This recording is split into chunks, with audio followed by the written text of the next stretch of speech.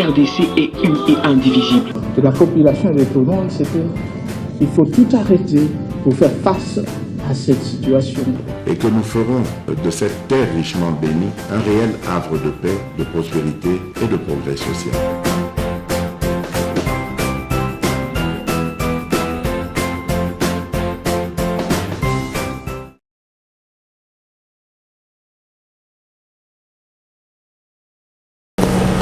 Merci de nous suivre dans MKB's officiel, votre chaîne de vérité. Bozolanda biso partout à travers le monde.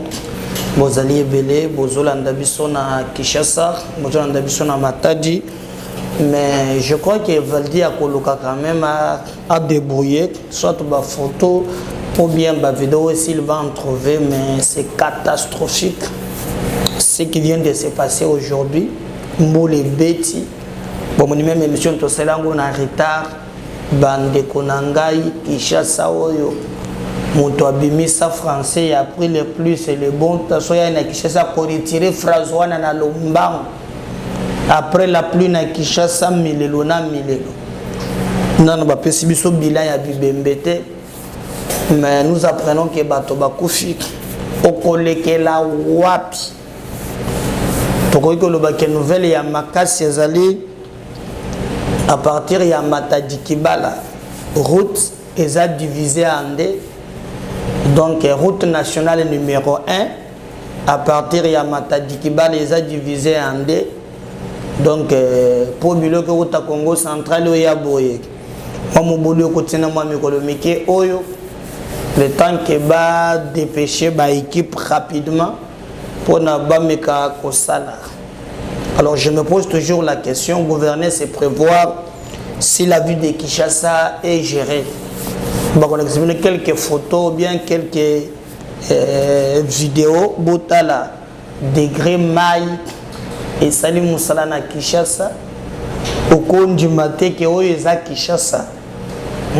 Oboyo kaka kini la belle. Et puis zembo moko ya JB, ayembaka ngana yoko kinango na sango akomana kini partout kuna bafulu kuna bawenze kuna bakati mutu donc ils allaient vraiment pas sinamawa. Donc nous pensons à notre niveau que il est grand temps to salamakambo ndenge elongo bani. Donc bande konangai eza grave état Kinshasa ezalelik donc Tozo Mitouna, ceux qui chassent les alliés gérer tout parce que, en tout cas, ils ont mawa. Beaucoup moins bilili, ndena la kibino, et kotambo la voldia koche la bino yango. Moi, je suis en train de regarder quelques images ici. Ils ont passe, il y a passe. Mboule choko beta dernièrement awa. Souvenez-vous na makambo il y a courant, il y a siné la Matadi Kibala. Bato Bakoufa qui est belé, mais nous apprenons encore que Bato Bakoufi, et vous allez voir Gentili dans ses habitudes dans les concerts, Mutumoko Oyo Kinshasa, et ils ont mérité à tant moukete qu'on a eu le gouverneur. Ils ont mawa mingi, Tozo Senga, même l'Assemblée provinciale.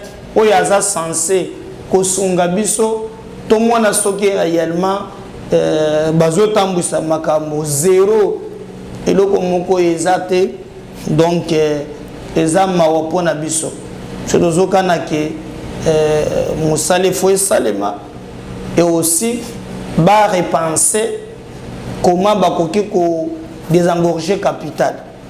Il y a des espaces où bakotonga vraiment que Batonda qu'on a. Je me souviens même quand nous allons Désiré Kabila Yaki, idée na yezalaki que Batu Yachango a tombé au marché à liberté.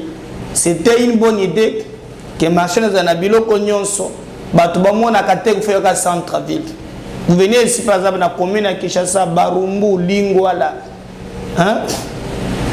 mais Babandalwana, mais vous trouvez la parcelle où il y a peut-être 14 maisons.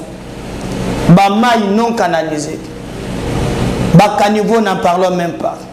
Alors nous nous posons la question, Babourgoumestre Bakota Kop, Il y a même des hommes forts. Au batonga même le golo à bakaniveau. Et maïzo le kalesu soubiente. Donc c'est regrettable. Regrettable donc comme on a capitale ndenge izalik à cause ya bateau bazali ko zala na mutu na yango bazo maîtriser eloko moko te. Gentini makambo ya zando ndezo talaye makambo ya bambongo ndenge zo talaye. Mais lorsque vous regardez la ville de Kinshasa, vous avez intention de coller là.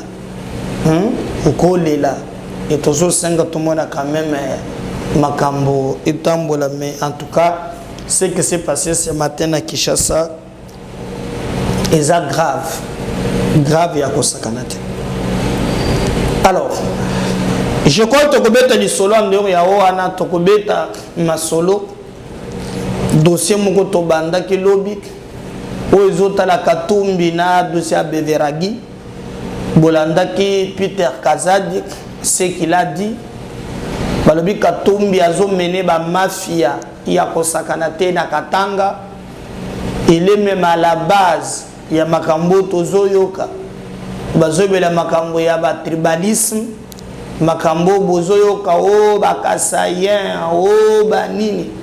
Selon les informations, Yemoko Penza Azalipe à la base.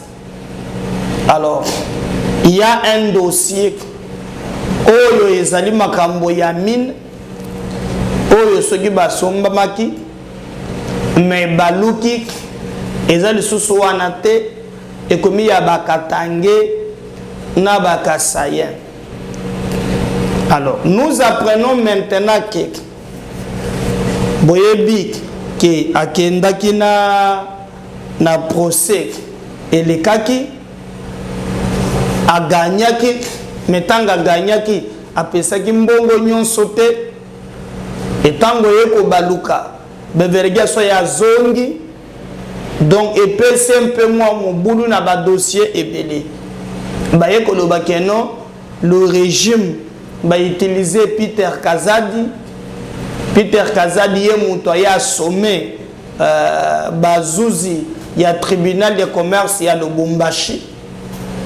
Bango pe soki baboyaki et paraît soki moi si ya huissier moko de jida greffier voilà nde bazoloba ya greffier moko aboyaki ko appliquer ba disposition wana à la fin aye so bakanga ki mobali na soki ba séquestra ki mobali na ye tension eleki aye kokufa et bato bazolo bakeno mutu wana kufaki parce que Peter Kazadi et Félix atindaki aye na Katanga pona ko instrumentaliser justice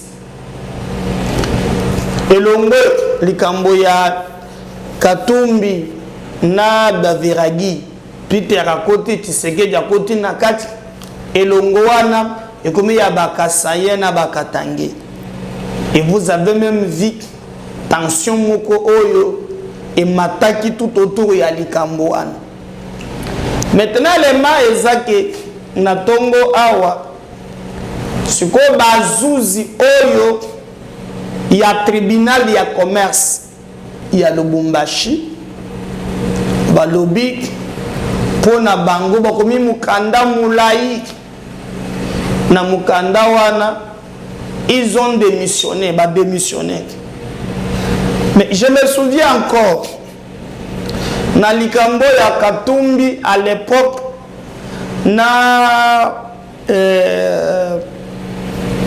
je crois, Nantambo, mon ministre de la Justice, Makamba mercenaire, je me souviens, Makamba mercenaire. Vous allez que peine à Bazouzi Moussous. Après Bazouzi wana ba démissionnaki. Alors, moi je me pose toujours la question. Je ne dis pas que bana doit démissionner, que démissionner doit faire partir na kiti. À l'époque, na dossier wana ya Katumbi ya ba mercenaire, Bazouzi ba démissionnaki. Et le lisusu. Donc, tous les dossiers où il y a Katumbi Bazouzi, la plupart ba démission na kakaka. Alors ba démission wana bandeko bosunga ngai eza ya solo eza ba démission moko oyo manipuler eza ba démission moko ya ndenge nini donc na réfléchir mais moi na lobi mais les kamba ba mercenaires bien que ezalaki bakosaki lukuta pour ezalaki clarté mais tout le monde qui peut bazuzi wana ba démissionner maintenant le sous parce que ça dossier ya Katumbi tout le monde peut mbala moko juge les sous a commis mukanda il a démissionné. Alors comme Bisso tozalaka toujours au milieu du village, vous allez voir que Tokokamata même extrait wana comment il a démissionné Makamboyo il a commis il a expliqué ndengeni esengeli bazalela il a expliqué ça donc pour vous dire que il y a un peu quelque chose mais bobo sanate ke bautiko boma prophète moko na Katanga ao Katumbi a se déplacé inde si est pas prophète wana akende kotala matanga moko politique à la fin boyebi nino le kaki. Mais nous apprenons que nyonso wana ba millions ebele ya mbongo ezoleka makambo batu musu bazoloba ezali bongo te. Qu'est-ce qui se passe au juste na makambo ya tolembi Katanga ni yetu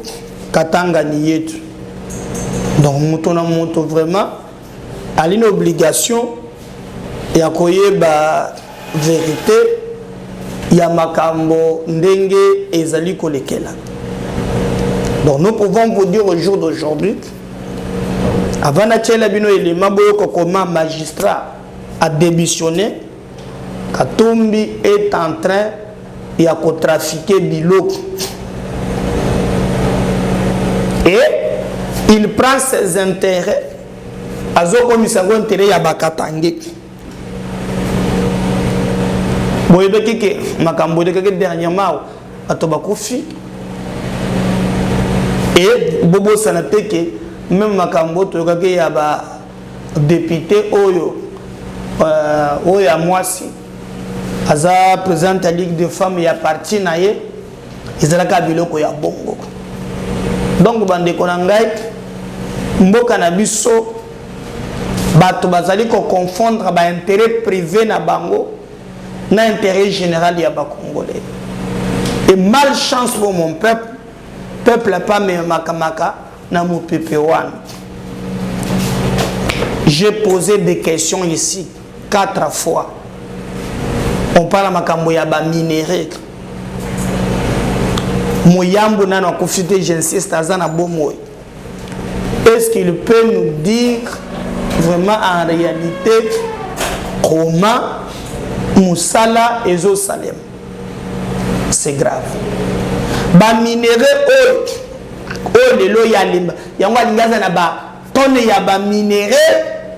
Toi sala na ngoni na yeba kate. Lelo les sous et pelimoto. Mais toute cette fois-ci ba magistrat va démissionner. Va démissionner toujours na makambo na ye nde ba magistrat va démissionner et puis wa komeli Tshisekedi tala mukanda mulai. Voilà. Donc pour nous rebisebino ki eza passe na mort. Kasi balingi boyo ka mukanda wana ndenge ezaleli extrait nango ya ndenge basali. Et je vais demander na bande ko bazana machine ba tchela bino yango wa si je parle le même langage na valdi a kokende a tcheli bino extrait wana yaba magistrat. Dans sa lettre de démission adressée au président de la République, le juge du tribunal de commerce de Lubumbashi, Batubenga Ilunga Laurent, fait des révélations glaçantes sur le cours de l'affaire Moïse Katumbi Pascal Beveragi.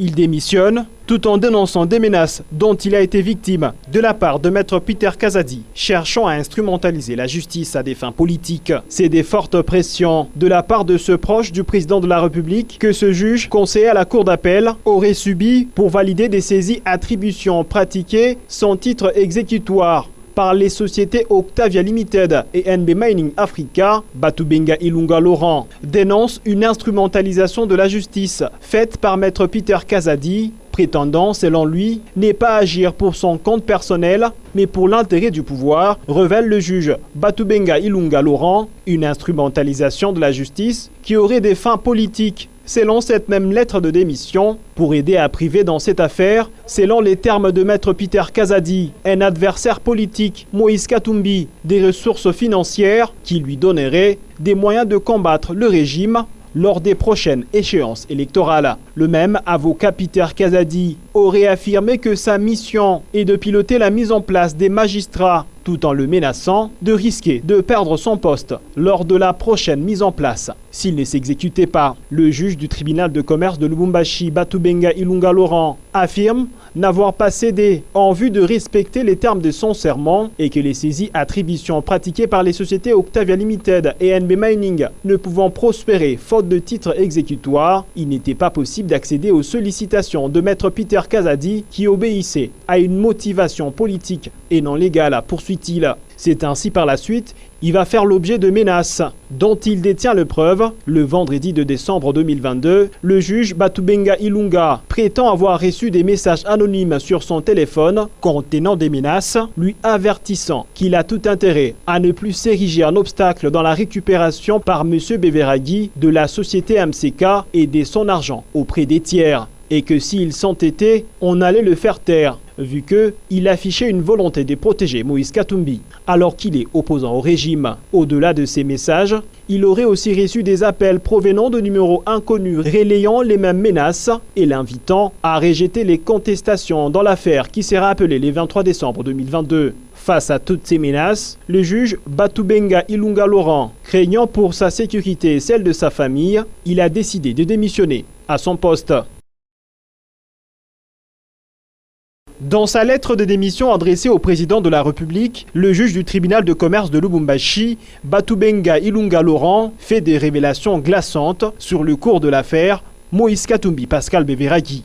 Il démissionne tout en dénonçant des menaces dont il a été victime de la part de maître Peter Kazadi, cherchant à instrumentaliser la justice à des fins politiques. C'est des fortes pressions de la part de ce proche du président de la République que ce juge, conseiller à la cour d'appel, aurait subi pour valider des saisies attributions pratiquées sans titre exécutoire par les sociétés Octavia Limited et NB Mining Africa. Batubenga Ilunga Laurent dénonce une instrumentalisation de la justice faite par maître Peter Kazadi, prétendant, selon lui, n'est pas agir pour son compte personnel, mais pour l'intérêt du pouvoir, révèle le juge Batubenga Ilunga Laurent, une instrumentalisation de la justice qui aurait des fins politiques. Selon cette même lettre de démission, pour aider à priver dans cette affaire, selon les termes de maître Peter Kazadi, un adversaire politique, Moïse Katumbi, des ressources financières qui lui donneraient des moyens de combattre le régime lors des prochaines échéances électorales. Le même avocat Peter Kazadi aurait affirmé que sa mission est de piloter la mise en place des magistrats tout en le menaçant de risquer de perdre son poste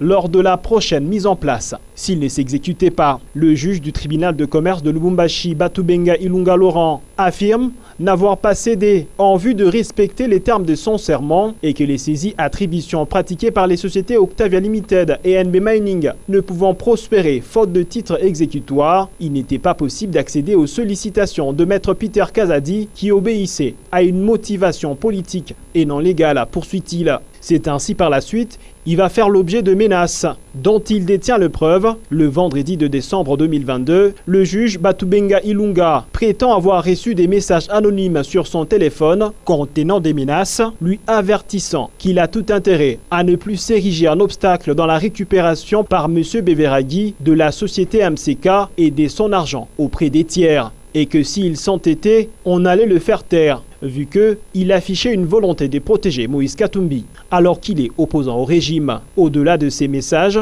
il aurait aussi reçu des appels provenant de numéros inconnus relayant les mêmes menaces et l'invitant à rejeter les contestations dans l'affaire qui sera appelée le 23 décembre 2022. Face à toutes ces menaces, le juge Batubenga Ilunga Laurent, craignant pour sa sécurité et celle de sa famille, il a décidé de démissionner à son poste.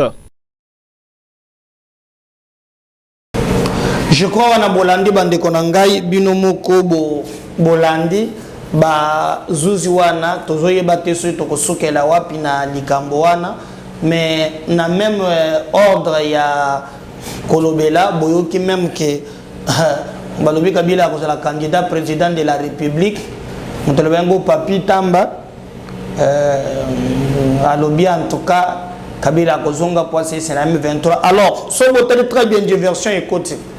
Parce que PPRD et Sengela qui a tenu le congrès naïk, ba reporta qui congrès na bango et na ba câble na biso ezalaki ke Kabila a ko soutenir Katumbi. Ata la candidat na bango en 2023. Pour que monseigneur a sali tout ça.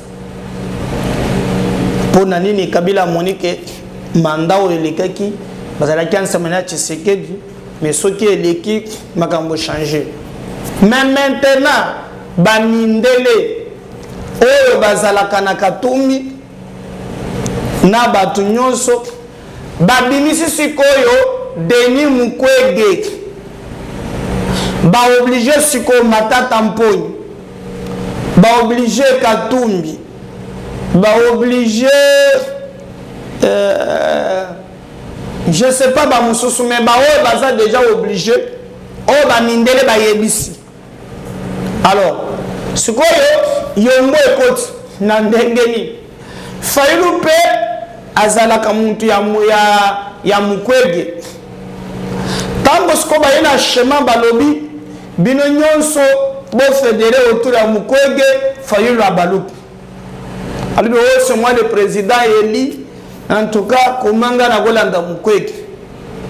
Alors, Katumbi, comme il y a un mot mindele, bon, on a ya soka watango, tonyingisaki ye mukia wana mboka na biso azu avion.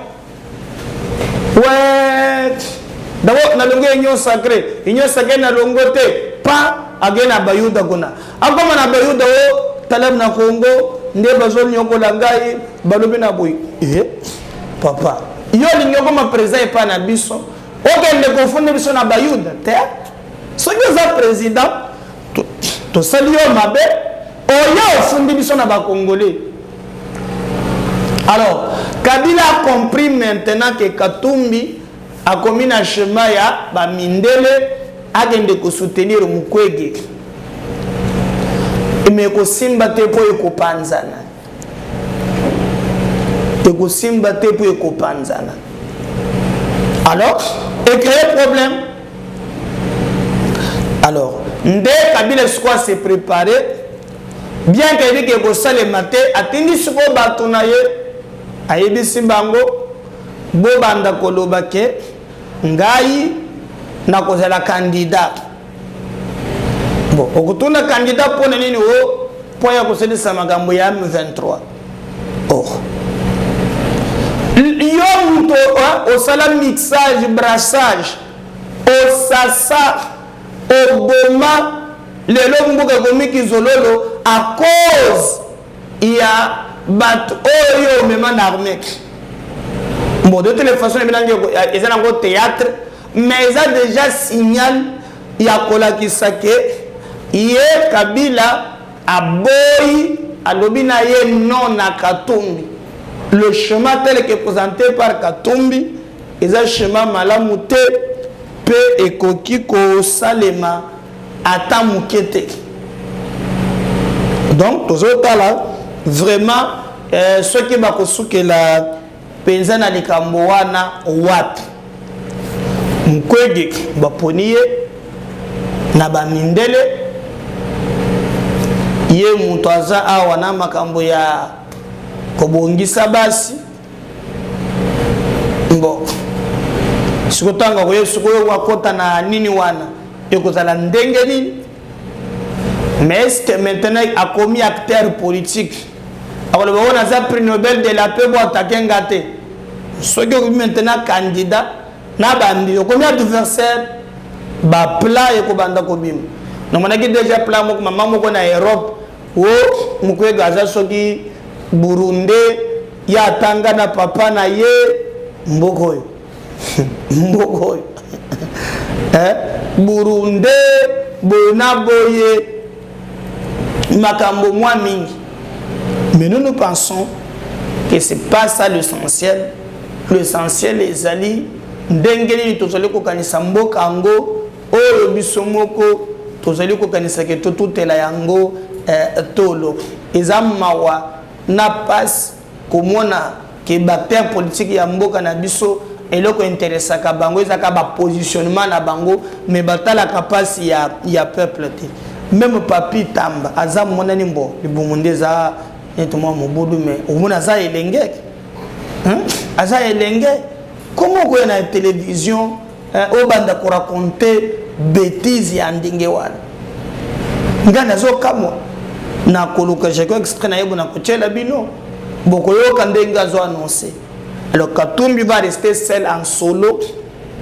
Bon on a même Dani Banza akekuna koza mwandambu ya batu ya inafek le soutien qui est ibandaki kozela 100% que Kabila pesa bango eza sous certainte Kabila komina ba chemin na ye ndenge nini ekolekela mutu na mutu komina ba calcul oyo na ye pour l'élection en 2023 boyoka ki même ki bato babandaki ko douter boyina boye Tshisekedi alingi kutukende par le dos de la cuillère tout droit tokende na élection pour na mboka na biso ekende liboso. Donc mutu na mutu akoyeba réalité ya ndenge mboka ezali kotambola. Donc bande ko na ngai biso tokokende te na makambo lisusu ya ndenge tozoyoka non boyeba ke zelo mwambe koti zelo nde balobaka. Donc entre bango na bango nde balobaka bakatange boyoka nezate même si babwaka na kabama banga pour mikolele kaka awa toyoka ke Katumbi yibisaki biso ke quand Kabila est venu dans ce pays Kabila azalaka na passeport zaïrois te azalaka na passeport ya Tanzanie. Même Dada pe alobaki yango na Assemblée nationale alobaki que non quand on était en Tanzanie ceci et ceci. Alors bango na bango siko akuto tirer tozoyeba te chemin ni ko salem. Schéma o bato musuba kanisaki ezalaki schéma o ya ba M23 nde babandaki koya bango balingaki M23 azwa Goma so que M23 azwi Goma bakoloka table ronde nde balobaka ba après table ronde ba yena dialogue babengisi bato nyonso pour ba discuter na ba problème wana mais ça pas marché parce que clairvoyance y amène à biso ezalaki makasi et puis makambo wana elekité.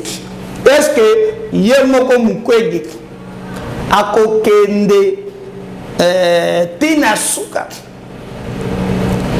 hein ezalaki na collectif ngo bimagia ono soki les intellectuels bazo porter candidature ya mukwege mais yena no andimité. Mais ce que je vous dis nazo bisabino ezali ba biloko yeuti na se ya mai pona ba mindele ndenge bazawana balingi bazwa mukwege po ya banda ko réparer ce ko basi bien na ki président soko na nyika bango ba réparation. Alors tout moni soko na ngambo mususu ezali ko sepelisa moi un bon nombre d'acteurs politiques te même Fayulu azalaka pour y est l'équité mais aussi non seulement Fayulu, mais Katumbi assis Andimi, Nanandimi te pour bien dire, mais au moins, Mindele Bayebisie, na Matata, qui est la bloc, na Denis Mukwege. Est-ce que Bakondima, Bakokoma Nangoti, na Suka, Bakosala bloc, Katumbi a s'effacer, ye muntu alingaza la na ye mingi président ya Congo boy akondima likambwana en tout cas bande kongai na yebite mais regarde total ce que l'avenir nous réserve ndeto koyeba. Alors Kabila qui aussi de l'autre côté était même prêt à reporter que congrès ya parti parce que l'objectif est zalik bapé sa Katumbi azaki na balie moko basala na ye deal. Mais on va constater que c'est aussi très compliqué. Alors, toujours y battre ce qui est kosuka ndengeni mais à venir et koye bisabiso ba vérité et belé. Alors Papi Tamba lobaki biloko moko boye. Je vais vous laisser suivre vraiment makamboya lobaki Papi Tamba et après koyokaye nous allons revenir pour continuer vraiment na émission na biso ya mokolo ya lelo Kishasa makambo mboki tondi ba bioma. Nous allons revenir juste après cet élément oyo Régis allait proposer biso pour continuer l'émission na biso MKBZ officiel la voix des sans voix. À tout à l'heure pour revenir. Restez branchés. Merci. Se prépare tout simplement à accueillir les candidats du peuple. Les jours à dépôt et à candidature, il y a des millions de Congolais dans la ville de Kinshasa toi accompagné. Nani est un candidat? Attendez, c'est le meilleur d'entre nous. L'homme qui fait peur à Kagame et à Museveni, le président Joseph Kabila. Il sera candidat. Bien sûr. En 2023? 2023, il sera candidat. Dans cette vie ou dans une autre? Ceux qui ne comprennent pas les textes, État Libango Moko. Nassina répondre que ceux qui ne maîtrisent pas les textes, État Libango. État Libango. Nous attendons le président Joseph Kabila jouer à dépôt candidature. C'est une évidence. Il a réussi à mettre en déroute les M23. Il laisse les pays. Namaboko Batou qui avait des recettes, mais qui viennent d'échouer. Regardez parmi les recettes qu'on nous propose. Je ne sais pas si vous avez suivi les 10 pistes. Il y a Adolphe Muzito. Notamment faire la guerre au Rwanda. Aux Hollandais, non, au Tali, 10 pistes. Au Tali, Yomoko, au Seki. C'est-à-dire quoi? Les problèmes est tellement sérieux aujourd'hui que l'IDPS vient d'échouer. Le président Joseph Kabila doit remettre la situation au niveau à 2013. Et maintenant que Oyakoya Simanaye, les gens puissent un peu mettre beaucoup plus de batterie à Royer. Donc selon Papi Tamba Kabila, c'est la coule douce en ce moment, Kachamata, on le salue, c'est un homme providentiel. Comme ce que disait King Kiemulu Matotonio Naïnote, il ne faut pas être nostalgique, Papi. Exact question, parce que moi je parle des faits. Je suis en train de dire que dans le leadership, dans RDC, il y a classe politique, la personne qui a mis en déroute les M23 s'appelle Joseph Kabila. C'est son seul mérite. Si je parle de ça, parce que vous savez, Jean-Pierre, on ne construit pas quand ça brille à la maison. Même peut-être aux aboués, aux toujours moi keba. Même si de façon héroïque, le président Kabila a pu construire pendant que ça brillait à la maison, mais ce n'est pas indiqué. Je ne dis pas que c'est le seul mérite. J'ai dit que c'est d'abord ça. Il faut restaurer le respect de notre pays, ramener la paix. On n'est plus respecté. Yomo Salaki tableau A. On a refusé l'émission au commentaire, on a dit qu'on a tiré, on a panier. Ça va baxi et l'autre, on a baxi, on a panier. Panier, on a nion sur le 20 janvier 2024. Tozu en na poubelle, maintenant le pays rené. Avec le président Joseph Kabila, déjà, tangu kaka ya kozala. Et ça la président Museveni, et la président Kagame, place Baza, se prépare tout simplement à accueillir les candidats du peuple. Les jours à dépôt et à candidature, il y a des millions de Congolais dans la ville de Kinshasa toi accompagné. Nani est un candidat? Attendez, c'est le meilleur d'entre nous. L'homme qui fait peur à Kagame et à Museveni, le président Joseph Kabila. Il sera candidat. Bien sûr. En 2023. 2023, il sera candidat. Dans cette vie ou dans une autre? Ceux qui ne comprennent pas les textes, État Libango Moko. Nassina répondre que ceux qui ne maîtrisent pas les textes, État Libango. État Libango. Nous attendons le président Joseph Kabila jouer à dépôt candidature. C'est une évidence. Il a réussi à mettre en déroute les M23. Il laisse les pays. Namaboko Batou qui avait des recettes, mais qui viennent d'échouer. Regardez parmi les recettes qu'on nous propose. Je ne sais pas si vous avez suivi les 10 pistes. Il y a Adolphe Mouzito. Notamment faire la guerre au Rwanda. Aux Hollandais, non, au Tali, il y a 10 pistes. Au Tali, Yomoko, au Seki. C'est-à-dire quoi? Les problèmes est tellement sérieux aujourd'hui que l'IDPS vient d'échouer. Le président Joseph Kabila doit remettre la situation au niveau à 2013. Et maintenant que Oyakoya Simanaye, les gens puissent un peu mettre beaucoup plus de batterie. Donc selon Papi Tamba Kabila, c'est la coule douce en ce moment à Kachamata, on le salue, c'est un homme providentiel. Comme ce que disait King Kiemulu Matotonio Naïnote, il ne faut pas être nostalgique. Exact question, parce que moi je parle des faits. Je suis en train de dire que dans le leadership, dans RDC, il y a classe politique, la personne qui a mis en déroute les M23 s'appelle Joseph Kabila. C'est son seul mérite. Si je parle de ça, parce que vous savez, Jean-Pierre, on ne construit pas quand ça brille à la maison. Même peut-être aux aboués, aux toujours moi keba. Même si de façon héroïque, le président Kabila a pu construire pendant que ça brillait à la maison, mais ce n'est pas indiqué.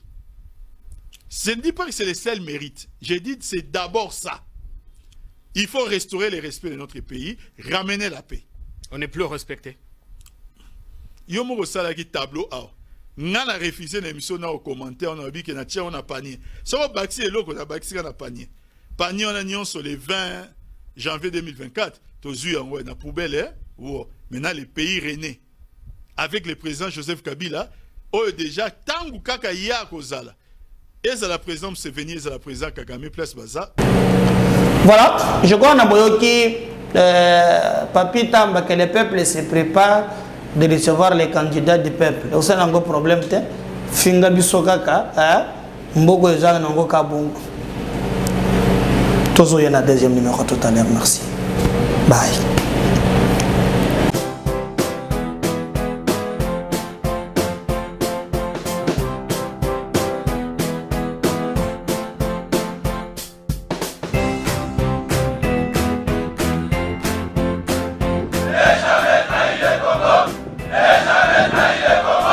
La RDC est une et indivisible. De la population et de tout le monde, c'est qu'il faut tout arrêter pour faire face à cette situation.